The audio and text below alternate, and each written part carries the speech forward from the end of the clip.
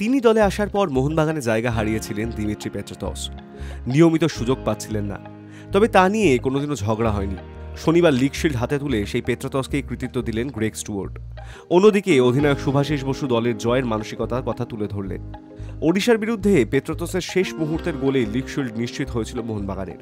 সেই প্রসঙ্গে Stewart ISL এর ওয়েবসাইটে বলেছেন, ক্লাবের যারা রয়েছে সে সমর্থক, মালিক এবং সাপোর্ট স্টাফদের জন্য দারুণ একটা দিন গেল। বিশেষত এই মানুষটা গত সপ্তাহে অসাধারণ গোল করেছিল। স্টুয়ার্টের সংযোজন শিল্ড আগেই নিশ্চিত হয়ে যাওয়ায় 3 পয়েন্ট পেয়েই উৎসব মধুর করে রাখতে চেয়েছিলাম। সেটা হওয়ায় সত্যি দিনটা খুব ভালো গিয়েছে। পরিবারকেও পাশে পেয়েছে এই সময়টায়। লিগ শিল্ডের উৎসব দেখতে মাঠে 60,000 দর্শক হাজির হয়েছিলেন। সে প্রসঙ্গে স্টুয়ার্টের মন্তব্য, এত মানুষের সামনে খেলা অবিশ্বাস্য অভিজ্ঞতা। এই কারণেই আমরা ফুটবল ভালোবাসি।